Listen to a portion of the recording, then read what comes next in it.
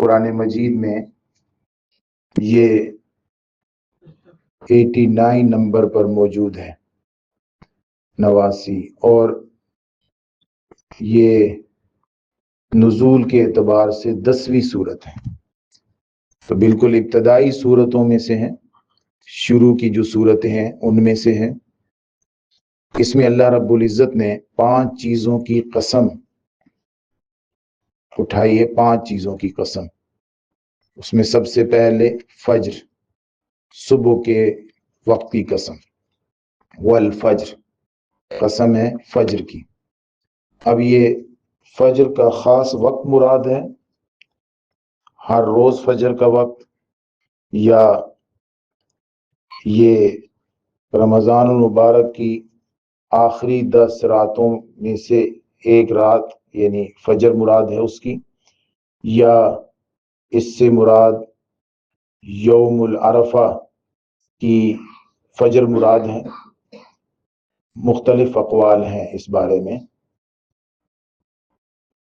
زیادہ تر خیال یہ ہے کہ یہ ہر روز کی فجر مراد ہے۔ اور قرآن مجید میں والصبح اذا تنفس، اور صبح کی قسم جب وہ سانس لینے لگے، پھوٹنے لگے، اور دوسرے مقامات پر بھی خاص طور پر فجر کا ذکر کیا گیا ہے، کیونکہ یہ ایسا وقت ہے جس میں روشنی کی ابتدا ہوتی ہے اور ایک زندگی کی چہل پہل دوبارہ سے سکون کے بعد، سکوت کے بعد دوبارہ سے شروع ہوتی ہے۔ اس لیے ہر فجر ہی مراد لینا زیادہ بہتر ہے، ہر فجر مراد ہے۔ حضور اقدس صلی اللہ علیہ وآلہ وسلم نے بھی فجر کے وقت کی بڑی اہمیت ارشاد فرمائی ہے، اور قرآن مجید بھی کہتا ہے اقم الصلاۃ لدلوک الشمس الی غسق اللیل وقرآن الفجر ان قرآن الفجر کان مشہودا۔ تو یہاں پر فجر کے وقت کے لیے حضور اقدس صلی اللہ علیہ وآلہ وسلم کو حکم دیا گیا ہے کہ فجر کے وقت قرآن مجید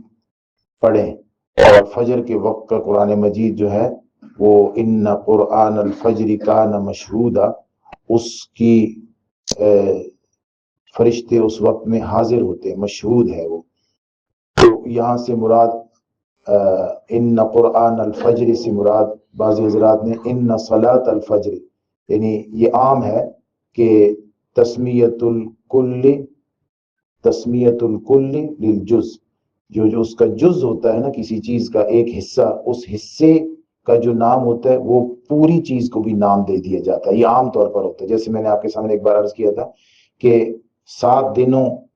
کے الگ الگ بھی نام ہیں، لیکن ان 7 دنوں کا نام ہفتہ رکھ دیتے ہیں کہ ہفتہ ان 7 دنوں میں سے ایک دن کا نام بھی ہے۔ تو تسمیت الکل للجز، جو جز کا نام ہوتا ہے نا وہ کل کو دے دیتے ہیں، یہ ہوتا ہے۔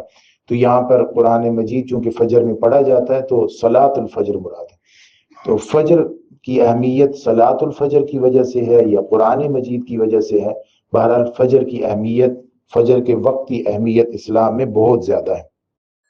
حضور اقدس صلی اللہ علیہ وآلہ وسلم نے فرمایا کہ جو آدمی فجر کی نماز پڑھتا ہے وہ شام تک اللہ کے ذمہ میں رہتا ہے، اور تمہیں چاہیے کہ تم اللہ کے اس ذمہ کو توڑو نہیں، اس لیے کہ جو آدمی اللہ کے ذمے کو توڑ دیتا ہے وہ جہنم میں اوندھے منہ گرایا جائے گا۔ تو فجر کی نماز پڑھنے سے اللہ کے ذمے میں آدمی داخل ہو جاتا ہے۔ اسی طریقے سے آپ صلی اللہ علیہ وسلم نے فرمایا کہ جو آدمی صبح کی نماز پڑھتا ہے وہ ایمان کا جھنڈا لے کر چلتا ہے، اور جو آدمی بازار کی طرف جاتا ہے، یعنی صبح کی نماز نہیں پڑھی، سب سے پہلے بازار کی طرف گیا ہے، تو وہ شیطان کا جھنڈا لے کر چلتا ہے۔ حضور اقدس صلی اللہ علیہ وآلہ وسلم نے فرمایا ہے کہ طلوع فجر سے پہلے اور غروب آفتاب سے پہلے جو نماز قائم کرنے والا ہے وہ جہنم میں ہرگز داخل نہیں ہوگا۔ تو یہ سارے اوقات کی نماز مراد ہے یا فجر اور عصر کی نماز مراد ہے؟ عام مفسرین کے نزدیک ساری نمازیں مراد ہیں، دن رات کی ساری نمازیں، اور ہونا بھی یہی چاہیے۔ حضور اقدس صلی اللہ علیہ وسلم نے یوں بھی فرمایا اللہم بارک لامتی فی بکورہا، اے اللہ میری امت کی صبح میں برکت عطا فرما۔ تو بکور اور صبح کی نماز میں اور صبح کے وقت میں اللہ رب العزت نے خاص برکت رکھی ہے۔ الرکعتین عند طلوع الفجر لہما احب الی من الدنیا جميعا، حضور صلی اللہ علیہ وسلم نے فرمایا کہ صبح کے وقت کی 2 رکعتیں مجھے ساری دنیا میں جو کچھ ہے اس سب سے زیادہ محبوب ہے۔ اور اس سے مراد جو ہے وہ 2 سنتیں ہیں جو حضور صلی اللہ علیہ وسلم جس کے بارے میں فرما رہے ہیں، فجر کی 2 سنتیں ہیں۔ رکعت الفجر خیر من الدنیا وما فیہا، فجر کی 2 رکعتیں دنیا وما فیہا سے بہتر ہیں۔ من صلی البردین دخل الجنہ، جس آدمی نے 2 ٹھنڈی نمازیں پڑھی وہ جنت میں داخل ہوگا، اور اس سے مراد فجر اور عصر کی نماز ہے۔ من صلی البردین، آپ صلی اللہ علیہ وسلم نے فرمایا، حضرت عثمان غنی رضی اللہ تعالیٰ عنہ سے روایت ہے، من صلی العشاء فی جماعت فکانما قام نصف اللیل، جس آدمی نے عشاء کی نماز جماعت کے ساتھ پڑھی گویا کہ وہ آدھی رات کھڑا رہا، اس نے آدھی رات قیام کیا۔ اور فرمایا ومن صلی الفجر فی جماعت فکانما صلی اللیل کلہ، جس نے فجر کی نماز با جماعت پڑھ لی گویا کہ اس نے پوری رات قیام کیا۔ تو با جماعت نماز فجر ادا کرنے کی حضور اقدس صلی اللہ علیہ وسلم کے ہاں بہت زیادہ فضیلت بتائی گئی ہے۔ بشر المشائین فی الظلم الی المساجد بالنور التام یوم القیامہ، جو لوگ رات کے اندھیروں میں مسجدوں کی طرف چلتے ہیں انہیں قیامت کے دن مکمل نور کی خوشخبری ہو۔ آپ صلی اللہ علیہ وسلم نے خوشخبری سنائی ہے قیامت کے دن ان لوگوں کے لیے مکمل نور کی۔ قرآن مجید میں اللہ رب العزت نے دعا ذکر کی ہے، ربنا اتمم لنا نورنا واغفر لنا، اے ہمارے رب ہمارے اس نور کو مکمل فرما دیجیے اور ہمیں معاف فرما دیجیے۔ جنت کی طرف چلتے وقت مسلمان یہ دعا کریں گے۔ حضور اقدس صلی اللہ علیہ وآلہ وسلم نے فرمایا کہ جب ایک آدمی سویا ہوتا ہے تو اس وقت شیطان اس کی گردن میں 3 گرے لگاتا ہے، اور اس وقت وہ یہ کہتا ہے سوتا رہے سوتا رہے، بڑی لمبی رات ہے، آرام سے سوتا رہے۔ عام طور پر ہمیں یہ خیال آتا ہے نا سو بھی بڑا ٹائم ہے، بڑی رات ہے، لیکن جو آدمی فجر کی اذان سن کر کھڑا ہو جاتا ہے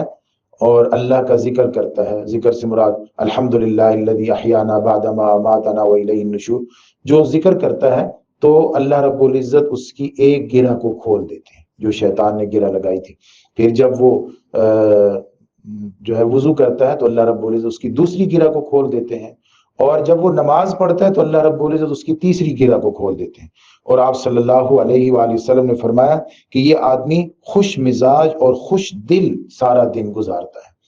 اور جو آدمی سوتا ہی رہتا ہے شیطان کے کہنے پر تو جب یہ اٹھتا ہے بعد میں بغیر نماز کے تو یہ بد مزاج اور سست دن گزارتا ہے، بد مزاج اور سست دن گزارتا ہے۔ سائنس بھی کہتی ہے کہ جب ایک آدمی صبح سویرے اٹھتا ہے تو صبح کی جو روشنی ہوتی ہے، سویرے کی جو روشنی ہوتی ہے وہ اس کے دماغ میں ایک خاص قسم کا ہارمون پیدا کرتی ہے